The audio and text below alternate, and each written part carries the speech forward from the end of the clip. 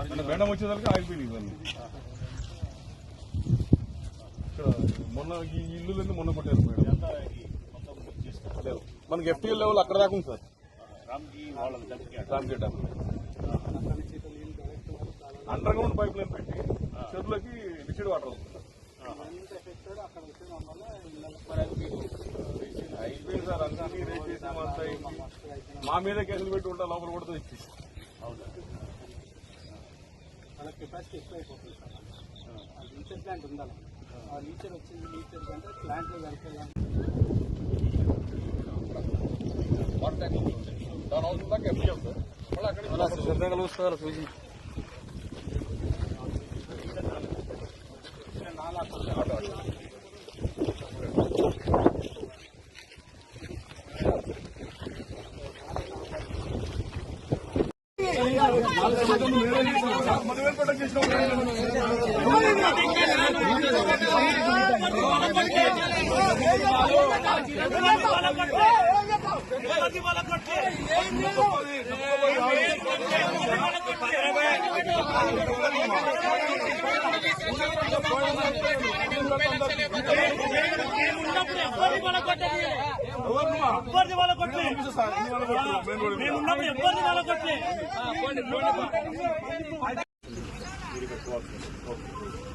ఇప్పుడు మీరు కంప్లైంట్ ఇచ్చారు. స్టే వెకేట్ అయినా చూసారా మరి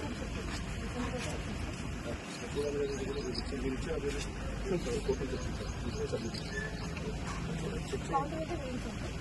మరి కోర్టు వెకేట్ చేస్తున్నారు అంటున్నారు సార్. గో టు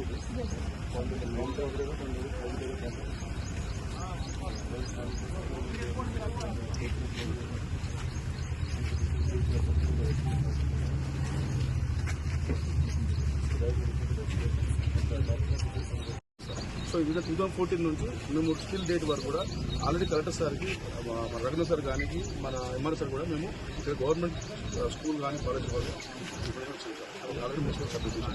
గతంలో కూడా సర్వే సార్ వచ్చి కూడా ఇక్కడ సర్వే చేసేసారు గవర్నమెంట్ అని చెప్పి. అయినా కానీ మేము ఎలక్షన్ దృష్టి పెట్టుకొని అంతా చూద్దాం, తప్పకుండా చూద్దాము. అమౌంట్ మా పెద్ద అమౌంట్, మాకు చాలా పెద్ద అమౌంట్. ఆర్డర్ చేసి 4-5 లక్షలు వేసుకొని రూమ్ కట్టుకోవాలి చేసుకున్నా.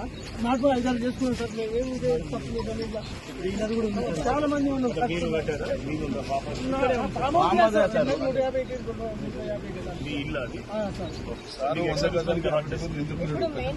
చాలా కమర్షియల్ బిల్డింగ్స్ ఉన్నాయి సార్. అవన్నీ గవర్నమెంట్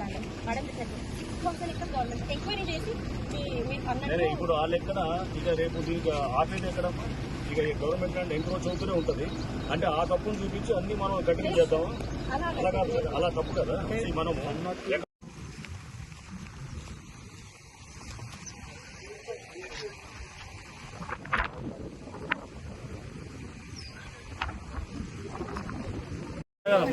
తెలీదు అసలు. మేము తీసుకున్నప్పుడు ప్రామిస్ గా చెప్తున్నాము. అసలు చెరువు అనేదే లేదు. అప్పుడు ఉండేది ఇప్పుడు మీరు పేదోళ్ళు మీకు అమ్మినోడు ఎవడో ఉంటాడు, వాడి సంగతి కూడా చూస్తాము. ఇది చూస్తాం. ఇప్పుడు చాలా మంది ఇల్లు మునిగిపోతున్నాయి. మరి వాళ్ళు పేదోళ్ళు ఉన్నారు కదా, మరి అప్పుడు వాళ్ళ సంగతి ఏంటి? ఉన్నారు, ఉన్నప్పుడు చెరువులో కొనకూడదు కదమ్మా. అసలు లేదండి.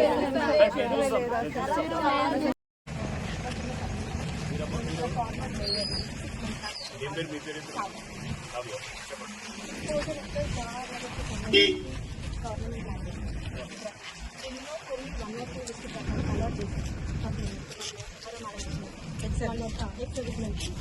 ఇచ్చిన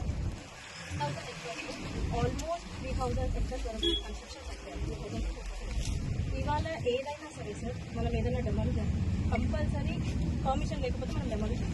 మరి 6000 ఎకర్స్లో ఏపీ పర్మిషన్స్ లేదు.